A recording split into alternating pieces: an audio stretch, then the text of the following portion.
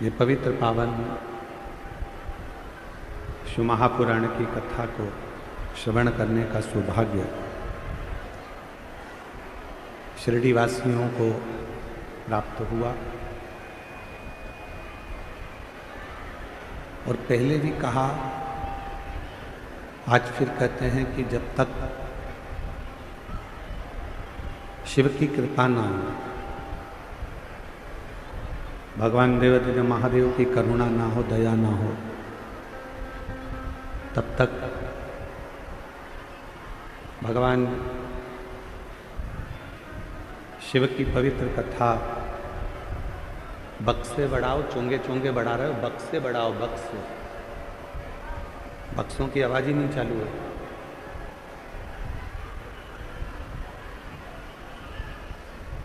भगवान देवाधिदेव महादेव की कृपा, करुणा, दया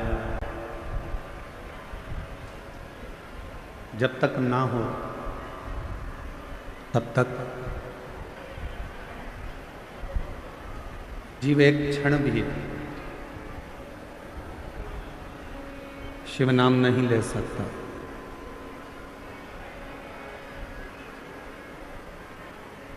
इक्कीस 21,600 श्वास जो मेरे देवाधिदेव महादेव ने दी है प्रतिदिन,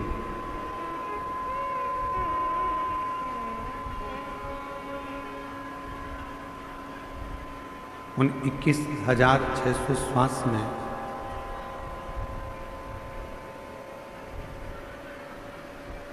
प्रतिदिन की 21,600 श्वास में से यदि मान लो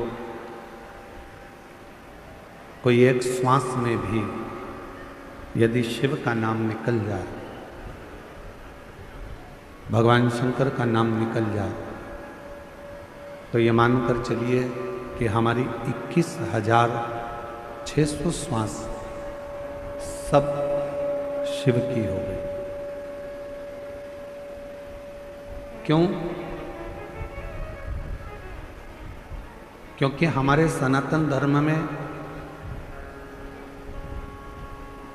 भगवान को भोग लगने वाला जो प्रसाद होता है वो एक थाली में लगकर भगवान के सामने जाता है।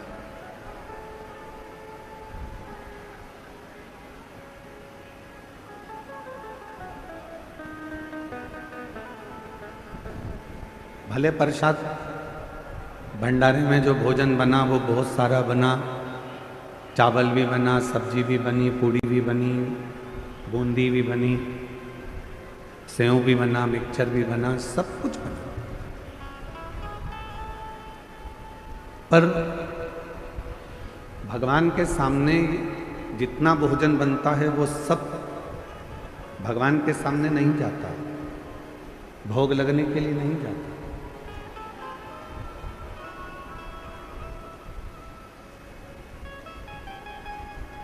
भगवान के सामने तो मात्र एक थाली में लगकर भोजन तैयार होकर भगवान के सामने जाता है, और भगवान के सामने जो भोजन पहुंचा फिर उसी भोजन को लाकर बड़े बड़े जो बर्तनों में भोजन तैयार किया गया है उसमें उसको डाल दिया जाता है। मतलब वो सारा की सारा प्रसाद बन गया। थोड़ा सा भोजन भगवान के सामने गया और थोड़ा सा भोजन भगवान के सामने जाने पर वो पूरा की पूरा प्रसाद बन गया, पूरा की।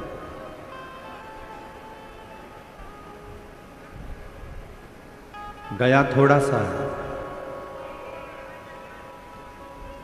भगवान के सामने पहुंचा थोड़ा सा है, पर वो जितने बड़े बड़े पात्र थे, बर्तन थे, उसमें वो प्रसाद को डाला गया और वो पूरा की पूरा प्रसाद बन गया। उसी तरह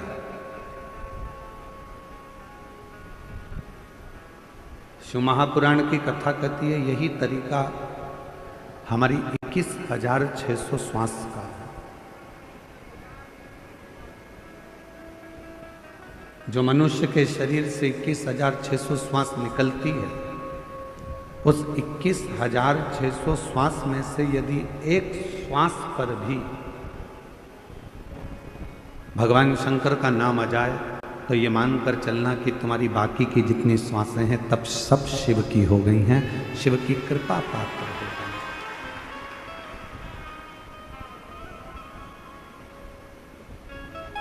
और तेरी कृपा बिना ना हिले एक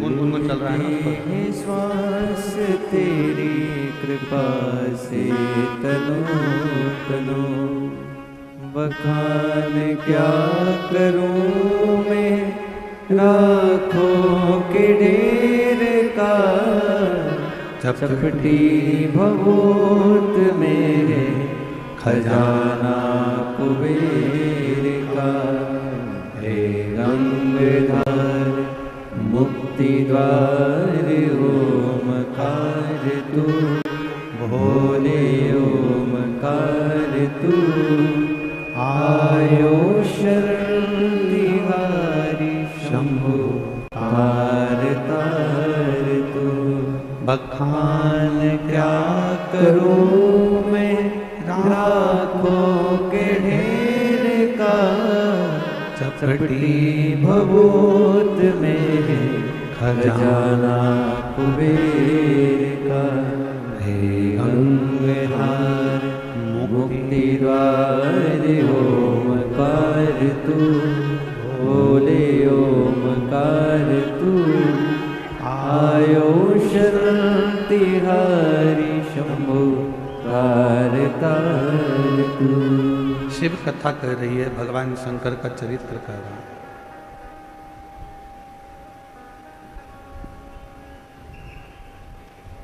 शिव महापुराण की पवित्र कथा कह रहे हैं। जितनी श्वासें मिली है, जितना भजन करने के लिए परमात्मा ने ये शरीर दिया है, उन श्वासों को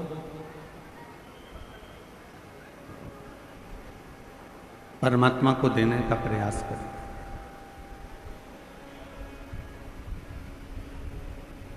जब भगवान शिव जी का विवाह मां पार्वती जी के साथ में हो रहा था,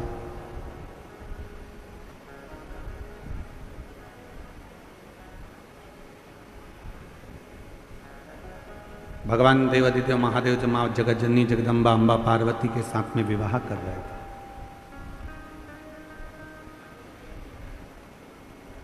तो पार्वती जी ने भगवान शिव जी से पूछा, आपके प्रथम में कितने सारे विवाह हुए हैं? कभी मैं उमा बनकर आई हूं, कभी मैं कात्यायनी बनकर आई हूं, कभी मैं कुष्मांडा बनकर आई हूं, कभी मैं स्कंदा बनकर आई हूं, कभी मैं महागौरी बनकर आई हूं, कभी मैं सती बनकर आई हूं, कभी मैं बगलामुखी बनकर आई हूं, तो कभी मैं धूमावती बनकर आई हूं, कभी मैं कमला बनकर आई हूं। ऐसे मेरे कितने कितने जन्म हो गए, और इतने सारे जन्म मेरे ऐसे ही निकल गए। इसके बाद में मेरा या अब जन्म मिला है हिमालय राज के घर में, मैं पार्वती बनकर जन्मी।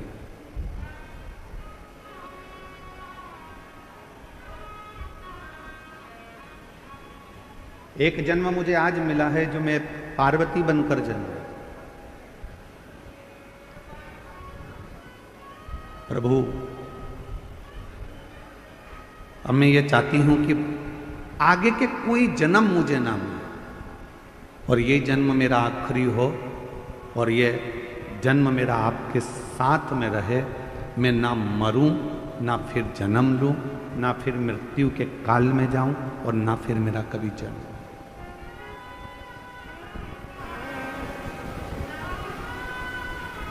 जन्म और मरण के प्रपंच से मैं छूट जाऊं। इसके बाद मेरा कोई दूसरा जन्म नहीं होना चाहिए। इसके बाद ये मेरा जो जन्म है बस ये आखिरी है।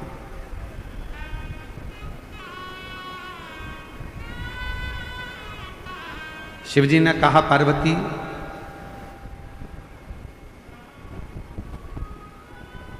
संसार में रहने वाला चाहे मनुष्य हो, देवलोक में रहने वाला चाहे देवता हो, गंधर्व लोक में रहने वाला चाहे गंधर्व हो, अप्सरा लोक में रहने वाली चाहे अप्सरा हो, नागलोक में रहने वाली, चाहे नाग हो, सर्प हो, जो भी है,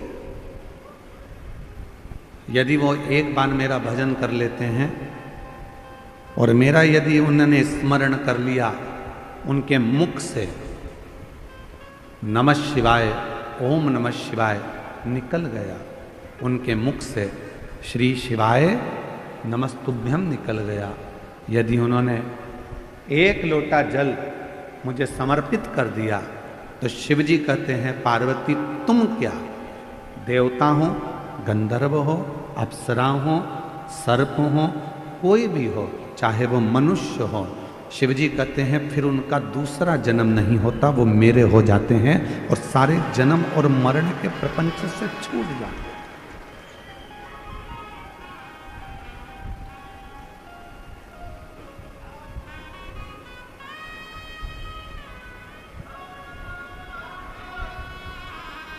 जन्म और मृत्यु के प्रपंच से मनुष्य जब तक नहीं छूटता जब तक वो शिव का भजन ना करे।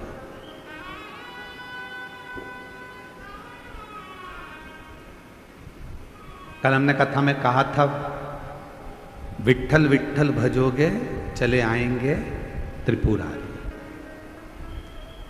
विट्ठल नाम की गर्जना से शिव प्रसन्न हो जाते हैं और शिव नाम की गर्जना से विट्ठल प्रसन्न हो जाते हैं।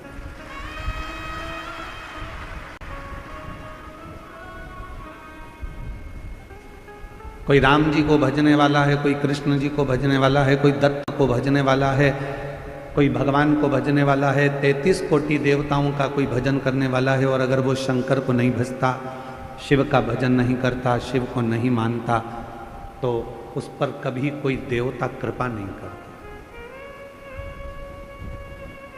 आप देवी की आराधना करते हो, करो, पर आपको शिव को मानना पड़ेगा। आप राम जी की आराधना करते हो तो आपको शिव को मानना पड़ेगा।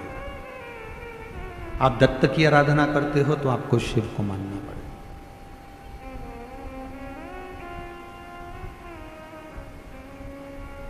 अकाल मृत्यु वो मरे जो काम करे चंडाल का, काल उसका क्या बिगाड़े जो भक्त हो महा। शिव की आराधना के बिना संसार से मुक्ति सहज नहीं।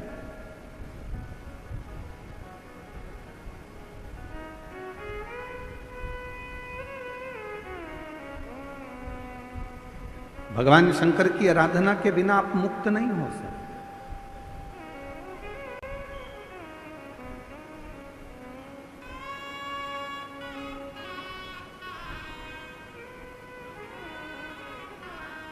एक कथा आती है कश्यप मुनि की।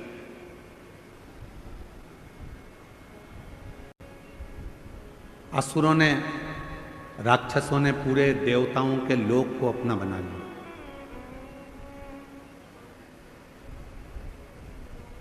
असुरों ने नागलोक को भी अपना बना लिया। गंधर्व अप्सराएं जितनी थी, असुरों ने सबको अपना बना लिया।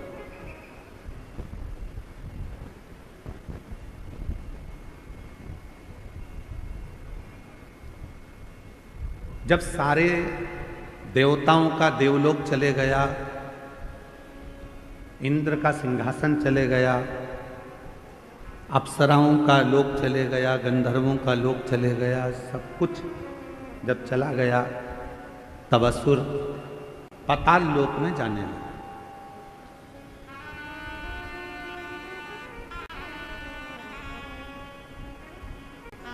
जितना नागलोक था उस पर भी असुरों ने अपना कब्जा कर लिया, अपना पद जमाया।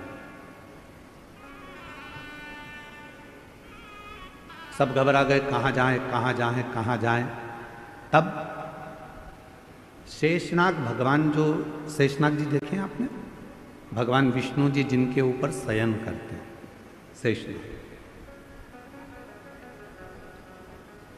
शेषनाग भगवान की धर्म पत्नी,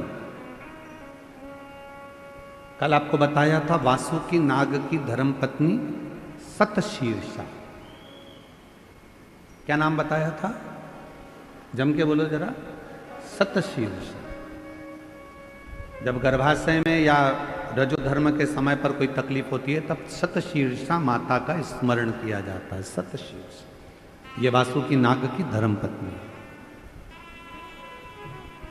शिव जी के गले में जो नाग पड़ा होता है, सर्प रहता है, उनकी धर्मपत्नी का नाम है शतशीर्ष। अब दूसरा प्रसंग आया है जब असुरों ने देवताओं का भी सिंहासन छीन लिया, अप्सराओं का भी राज्य चले गया और गंधर्वों का भी चले गया। सब जगह से जब लोग अपना राज्य चले गया तब असुर पाताल लोक में गए, और पाताल लोक में जब गए तो नागों के लोक पर भी उन्होंने कब्जा कर लिया। शेषनाग जी की धर्मपत्नी का नाम था नागलक्ष्मी। बोलो क्या नाम है? नागलक्ष्मी। अब कोई आपसे पूछे तो आप उत्तर दे सकते हो कि वासुकी नाग की धर्मपत्नी का नाम है सतशीर्षा और शेषनाग की धर्मपत्नी का नाम है नागलक्ष्मी।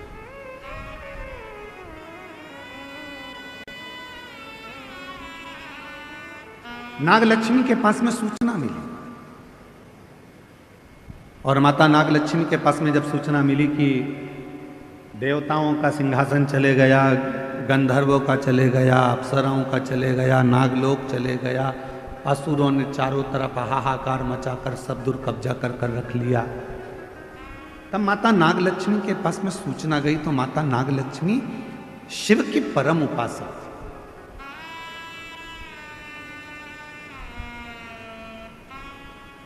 क्योंकि शेषनाग जी का विवाह भी भगवान शंकर की ही करुणा से नागलक्ष्मी के साथ हुआ था।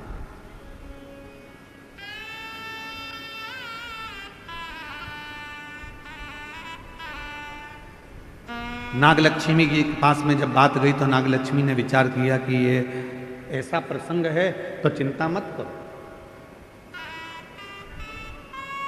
शिव जी की आराधना करो, सब शंकर की साधना करो सब। पर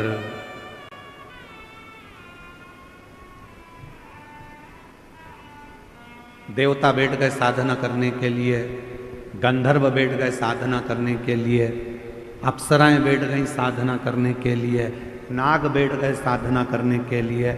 पर शिव महापुराण की कथा कहती है, मेरे भोले बाबा जितना तप से प्रसन्न नहीं होते, मेरे भोले बाबा जितना साधना से प्रसन्न नहीं होते, मेरे भोले बाबा जितना किसी नियम से प्रसन्न नहीं होते, मेरे भोले बाबा जितने किसी अनुष्ठान से प्रसन्न नहीं होते, उतने मेरे भोले बाबा एक लोटा जल से प्रसन्न हो जाते हैं, शिव नाम लेने से प्रसन्न हो जाते हैं। मन की निर्मलता से, भोले मन से, पवित्र मन से, हृदय से, कोमल मन से, जो भोले मन से शिव को पुकार लेता है, मेरे भोले बाबा उसमें प्रसन्न हो जाते हैं।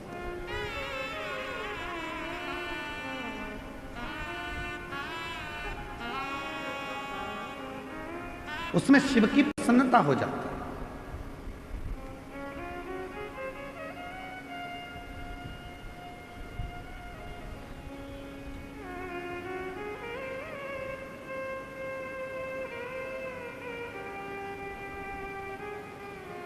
यदि कोई भगवान शंकर की कथा में डूबा हुआ है, भगवान शंकर की साधना में डूबा हुआ है, भगवान शंकर की भक्ति में डूबा हुआ है,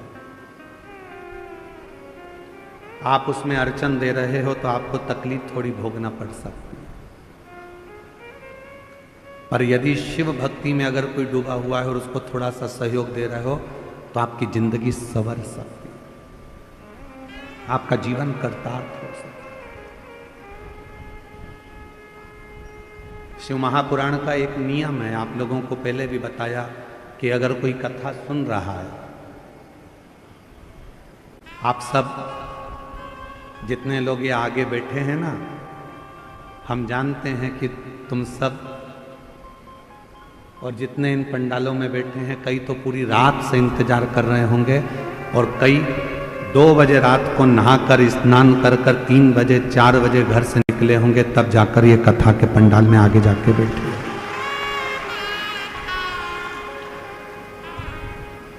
अब उसमें भी बेचारों ने जिन जिन को कथा सुनना थी वो सब जगह संभाल कर बैठ गए और ऊपर से मालूम पड़े कि कार्यकर्ताओं में से कोई तुम्हारे सामने आकर खड़ा हो जाए तो तुमको सबसे बड़ा दुश्मन वो ही लगता है।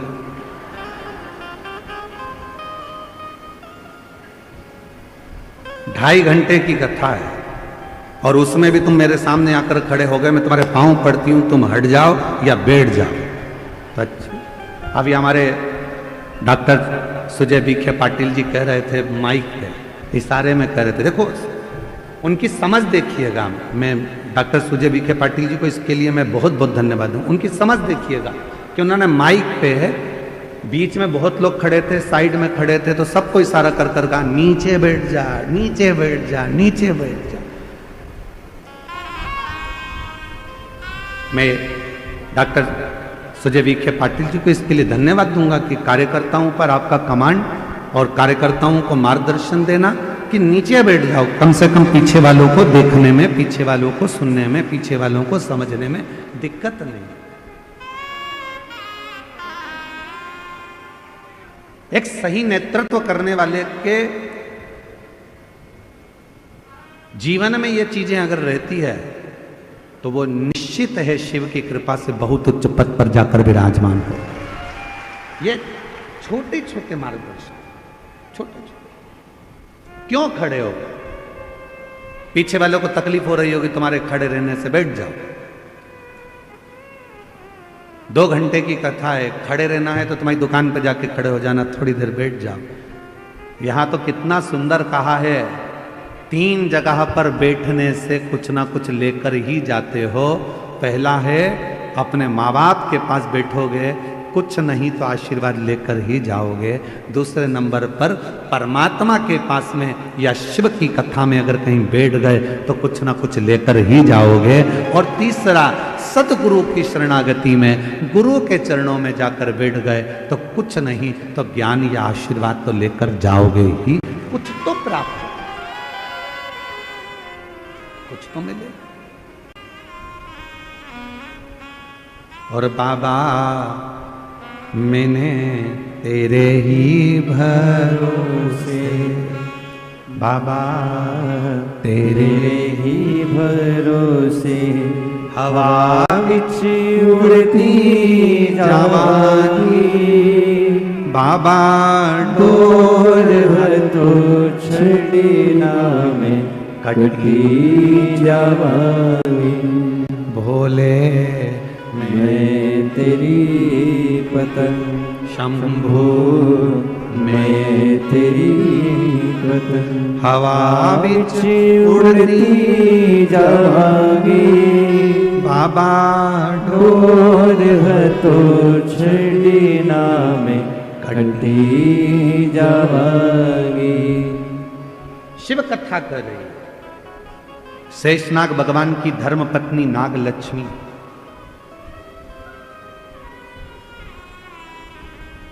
सबके हित का सोच रहे।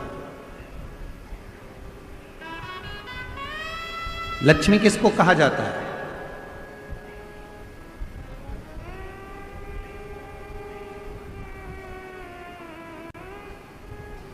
जम के बोली, लक्ष्मी किसको कहा जाता है? भगवान विष्णु जी की धर्म पत्नी को? उत्तर दो जल्दी जल्दी। लक्ष्मी किनको कहा जाता है? भगवान नारायण जी की धर्म पत्नी को। लक्ष्मी किनको कहा जाता है? जो समुद्र मंथन में से निकली 14 रत्न में से एक रत्न को।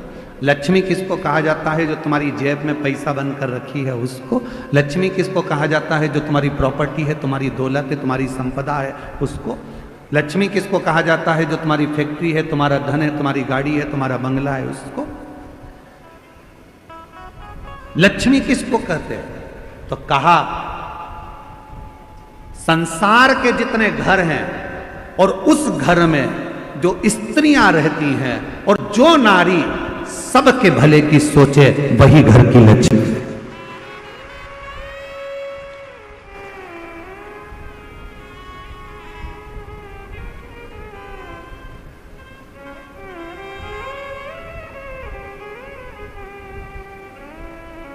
जो नारी सबके भले की सोचे, सबके हित की सोचे, वो लक्ष्मी।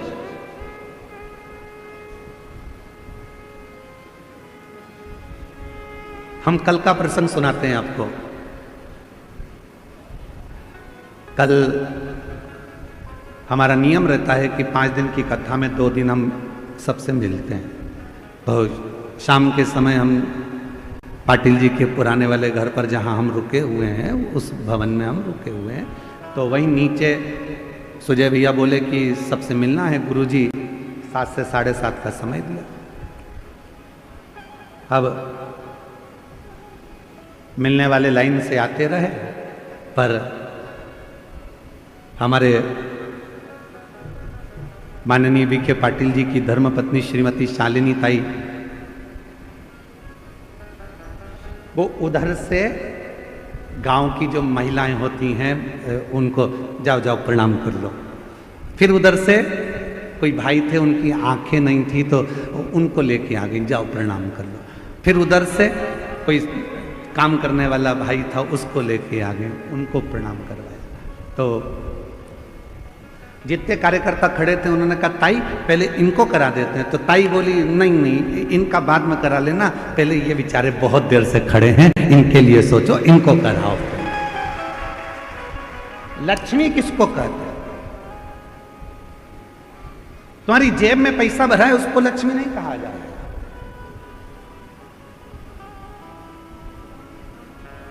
लक्ष्मी का सबसे बड़ा उद्देश्य घर में जितनी नारियां हो, जिसके घर में जो स्त्री हो, और वो स्त्री यदि वो नारी सबके हित का सोचे तो समझ लेना वो घर की लक्ष्मी है, जो सबके लिए सोचे, सबके लिए। क्यों तुमने खाना खाया? क्यों तुमने पानी पिया? गाड़ी बाद में चलाना, चल पहले पानी पी ले, चल ये काम कर ले, तू ले थोड़ा सा कुछ खा ले कुछ पा ले। ये लक्ष्मी का भाव।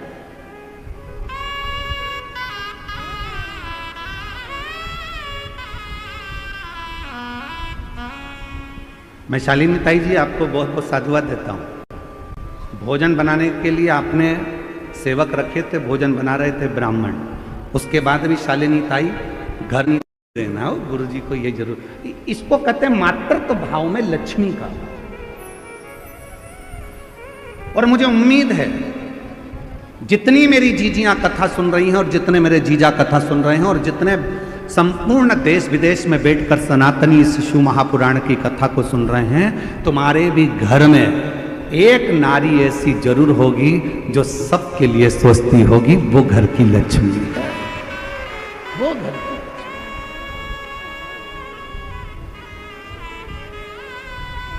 सर्वे भवन्तु सुखी, सबके लिए जो सोचे। सबके घर में एक स्त्री एक नारी, वो माँ हो, ताई हो, भाभी हो, काकी हो, बहन हो, बेटी हो, चाहे वो घर की बहू हो, चाहे वो घर की बेटी हो, कोई भी घर में कोई ना कोई एक नारी, घर में कोई ना कोई एक सदस्य ऐसा होता है जो सबके लिए सोचता है। समझ लेना कि तुम्हारे घर में अगर आज संपदा आ रही है, तुम्हारे घर में 4 चांद लगा है, तुम्हारे घर में अगर पैसा आ रहा है, तुम्हारे घर में वैभव आ रहा है, तो समझ लेना इसी लक्ष्मी के बल पर आ रहा है, जो किसी ना किसी रूप में सबका सोच। सर्वे भवन्तु सुखी, सबके हित का।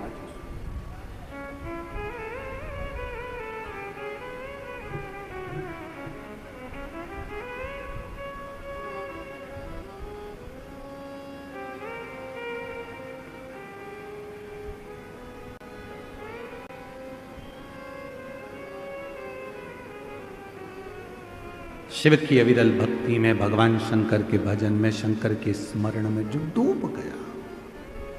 नागलक्ष्मी, शेषनाग जी की धर्म पत्नी नागलक्ष्मी, उनके मन में आया कि सब कुछ असुरों ने आक्रमण कर कर ले लिया, घबराना नहीं।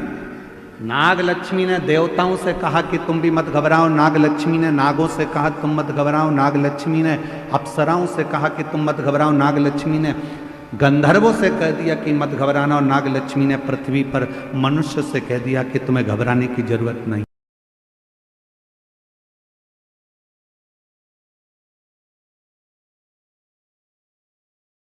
है।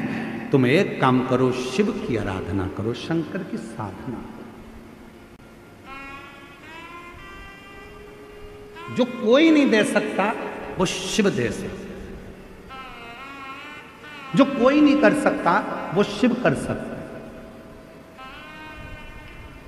तुम्हारी जिंदगी का कितना भी कोई अड़चन वाला काम है, कितना भी अड़चन डला हुआ काम है, कितनी भी अड़चन आ रही हो उसमें, कितनी भी अड़चन,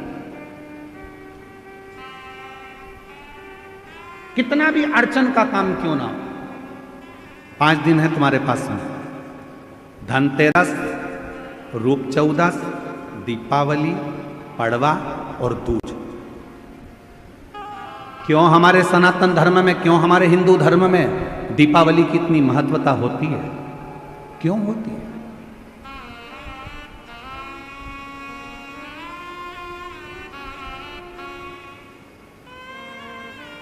सारी सिद्धियां इन 5 दिन में व्यक्ति अगर कर लेता है तो उसके जीवन में बहुत कुछ फल प्राप्त हो जाता है। हम बहुत घंटों तक बैठकर साधना नहीं कर सकते, हम बहुत देर तक बैठकर तप नहीं कर सकते, हम बहुत लंबा यज्ञ नहीं कर सकते, हम बहुत लंबा अनुष्ठान नहीं कर सकते, पर यदि हमारे जीवन को हमें सफल बनाना है, हमारे जीवन को यदि हमें मंजिल तक पहुंचाना है, अड़चनों से बाहर निकलना है, तो ये 5 दिन जो दीपावली के कार्तिक महीने के मिले हैं, ये 5 दिन जो नाग लक्ष्मी ने सारे देवताओं से, सारे गंधर्वों से, सारी अप्सराओं से, सारे नागों से, सारे मनुष्यों से नाग लक्ष्मी ने जो करवाया वो तुम्हें करना। क्या करा था नाग लक्ष्मी ने? देख लिया था कि सारी सत्ता चली गई, वैभव चले गया, धन चले गया। जब बहुत अड़चन आकर खड़ी हो गई, असुरों ने आक्रमण कर कर सब कुछ ले लिया, कहीं राह नहीं मिल रही थी, तो नाग लक्ष्मी ने कहा कि तप करने में बहुत समय हो जाएगा, साधना करने में बहुत समय हो जाएगा, यज्ञ करने में बहुत समय हो जाएगा, तो एक काम करो, शिव को अति प्रिय है बेलपत्र, एक बेलपत्र ले जाओ, शिव जी के शिवालय पर चढ़ाना प्रारंभ करो। शिवालय कहाँ ढूंढे? तो नागों ने नागलोक में जो नागेश्वर थे उन पर चढ़ाए, बैकुंठ में जो बैकुंठेश्वर थे देवताओं ने वहां चढ़ाए, ब्रह्मलोक में जो ब्रह्मेश्वर थे ब्रह्मेश्वर पर चढ़ाए।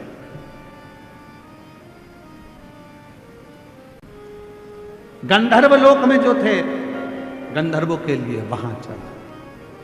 सबने भगवान शिव की आराधना करना प्रारंभ किया, सब।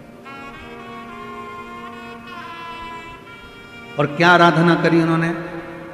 उनको नहीं मालूम था कि नाग लक्ष्मी ने कहा है 5 दिन बेलपत्र लेकर जाते, शिव जी को जल चढ़ाकर एक बेलपत्र समर्पित करते और प्रणाम कर कर आ जाते।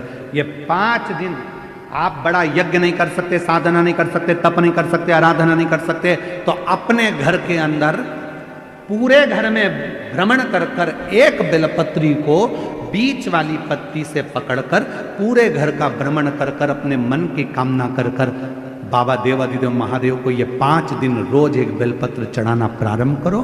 5वां दिन हो दूज का, उस दिन एक बेलपत्र जब चढ़ाओ तो उसी बेलपत्र को वापस लेकर आ जाओ और अपने घर में किसी भी जगह पर उसको साल भर रख कर देखिए, जिंदगी की सारी अड़चनें समाप्त होगी, कार्य में सफल।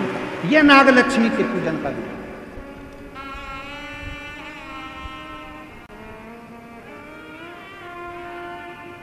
सारी समस्या का हल एक लोटा जल।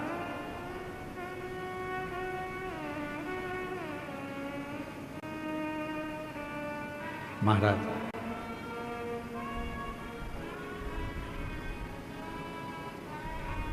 नागलक्ष्मी ने सबसे कहा कि साधना करो, भगवान शिव को रिझाओ। सब लग गए रिझाने में, कोई तप कर रहा है, कोई साधना कर रहा है, कोई यज्ञ कर रहा है, कोई अनुष्ठान कर रहा है, पर देवता भगवान शंकर राजी नहीं होते। भगवान शंकर तो बड़े निर्मल, भोले, सहज, ये सबसे दूर हैं। शिव जी तो कहते हैं मेरे को पाना है तो तुझे मेरे जैसा होना पड़ेगा, मैं भोला तू भोला।